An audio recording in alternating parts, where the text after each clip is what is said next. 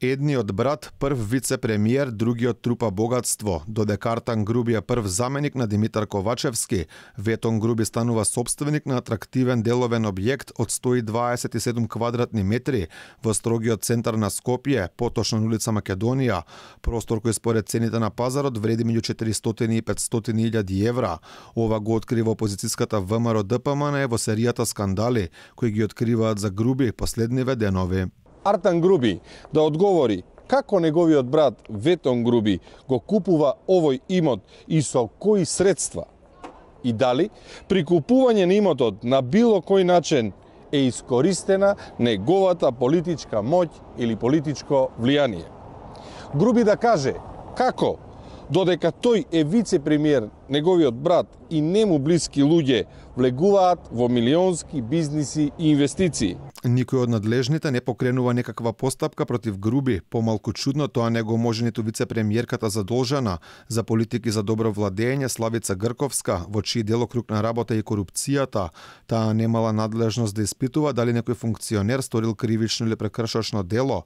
Можела само да испитува дали бил прекршен етичкиот кодекс. Моите ингеренции се однесуваат само од областа на во делот на почитување на етичкиот кодекс.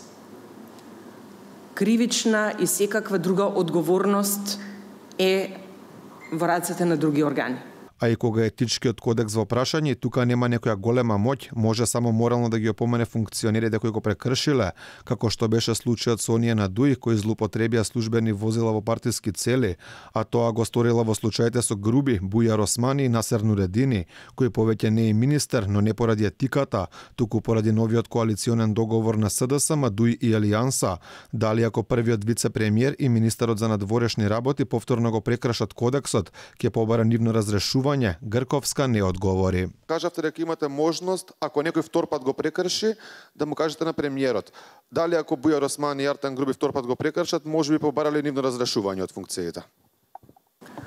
Тоа што е моја обврска е доколку го прекршат, веднаш да го информирам премиерот дека го прекршиле и дека не постапиле согласно првата опомена, дека не го поправиле однесувањето, а потоа е на премиерот да одлучи за каква мерка ќе се одлучи во втората фаза, да кажем, од постапката. За можни криминални действија на Груби долго време обвинува фракционерското крило на партијата на Ахмети, предводено од Изет Меджити и Муса Џафери. Откривањето на скандалите за првиот вице-премиер беше причина и Дуј да влезе во отворена војна со ВМРО ДПМН.